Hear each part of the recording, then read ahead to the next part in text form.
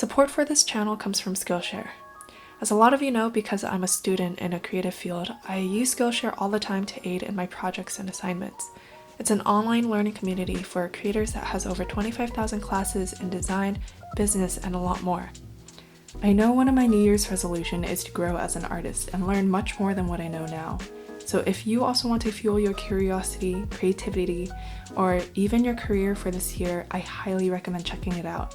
You can try the premium membership for free if you follow the link in the description box, where the first 500 of my subscribers can use the link to get a 2-month free trial, which will give you unlimited access to join classes that are right for you and your New Year's goals. If you came to this video to learn how to improve your watercolor techniques, then I specifically recommend Karen Duchan's class called Watercolor Fundamentals, Water Control, and Shape. It's a much more in-depth class that'll encourage you to do specific exercises that'll help you improve your art, and talks more about the relationship between your brush and the water.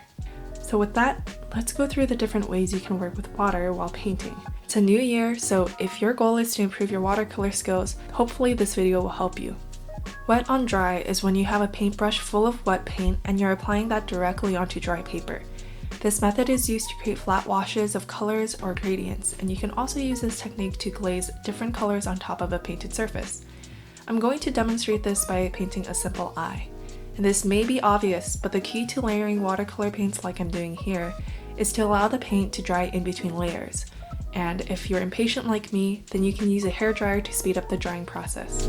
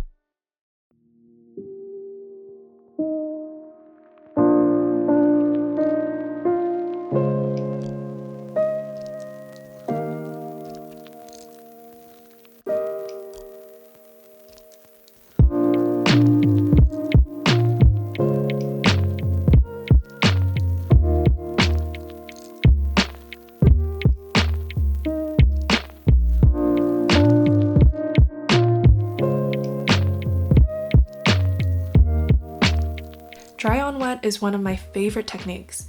Load up the dry brush or a slightly damp brush with paint and then apply it directly onto a wet paper surface. The dampness of the paper is going to strongly influence the outcome of this, so here's a small tip. Use any kind of lighting to gauge how wet your paper is. The wetter it is, the more glossy the paper will look. The more dry it is, the more matte it'll look. I like working the dry on wet technique when it looks like there's just a really light sheen on the paper. This dry and wet technique is perfect for retaining control over the paint while also achieving softly diffused edges. This technique might become more and more apparent with more practice, since it's really a dance between how wet the paper is and the paint consistency on your brush. This method can also be used to lift paint off of a dampened surface. Just have a dry brush with no paint and add pressure to the paper to lift the color off.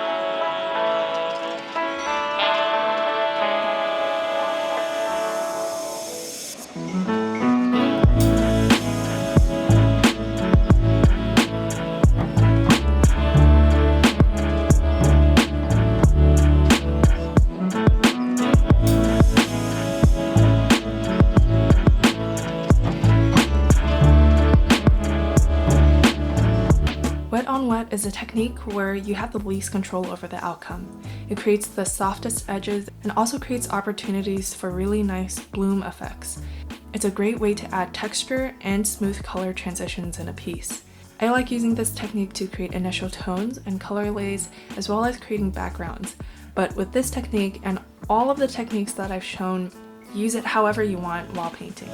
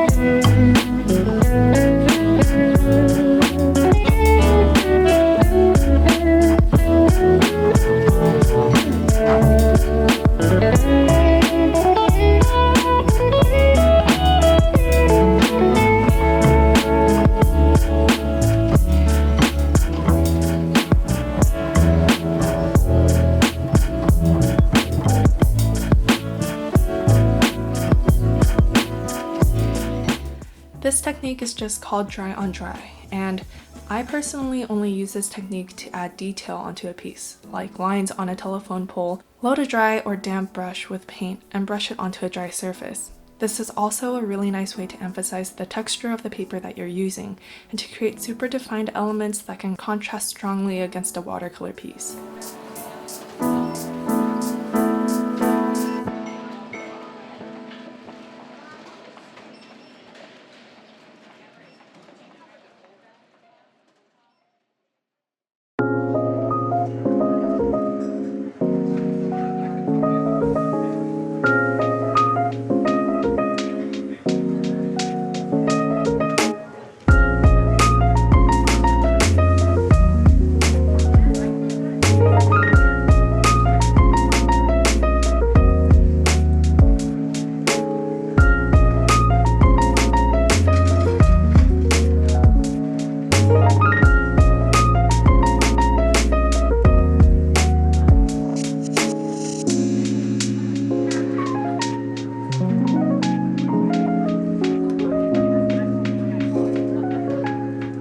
This is a super small bonus tip that might be obvious to a lot of people, but when I'm painting, I always like to be aware of how damp the towel that I'm drying my brush on is. If it's a dry towel, it'll suck out paint or water more quickly out of the brush, but if it's damp, you can still retain moisture in your brush. It's just a small thing to keep in mind while painting. So I thought the best way for beginners to see all of these techniques being used would be a speed paint. And in the speed paint, I'm going to use a photo on Pinterest that I found as a quick reference. So you can either paint along with me or watch and observe when I use specific techniques. I'll leave indicators on throughout the whole speed paint to help identify what technique I'm using. I'll mostly be using dry on wet to create layers of tones and colors for the face.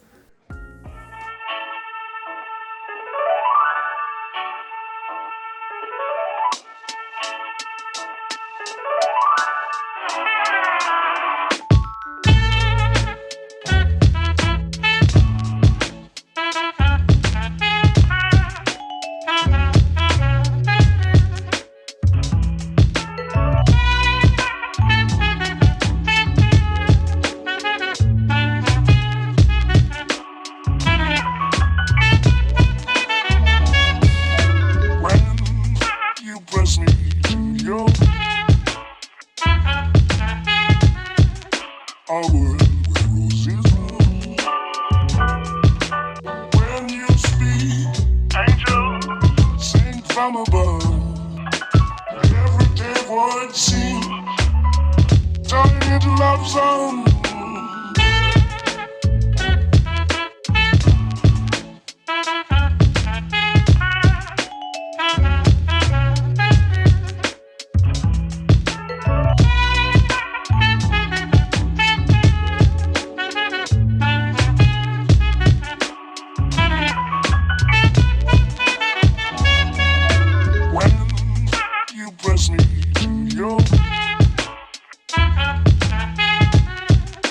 a world where roses bloom.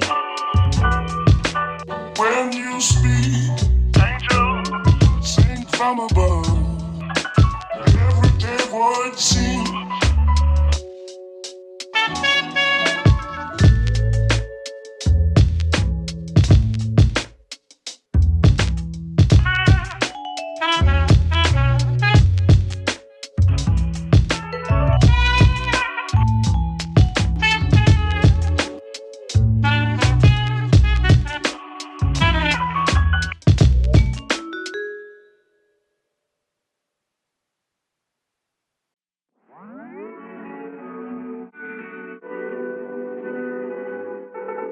Oh, 1 mile in fog patches and showers early Friday, but improving to greater than 6 miles on Friday morning.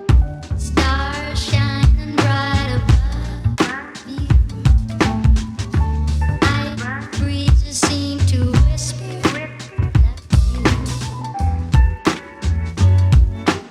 Sycamore tree. Dream a little dreamer.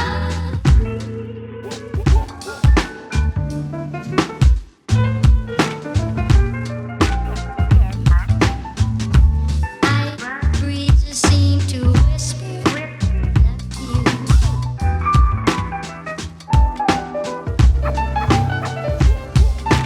Dream a little dream.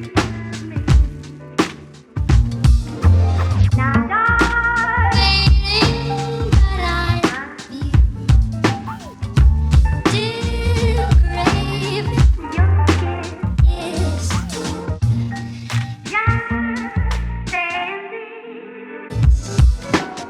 Dream a little dreamer.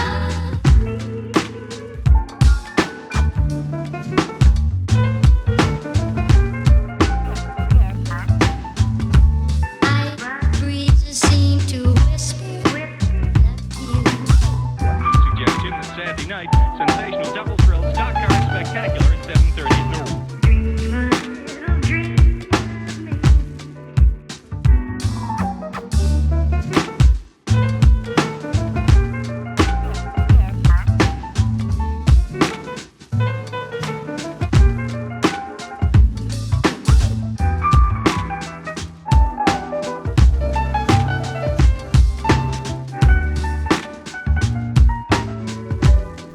Okay, so that's all for today. I hope that this helped in some way, but really the best thing to do is just to keep practicing on your own and learning how you personally like to work.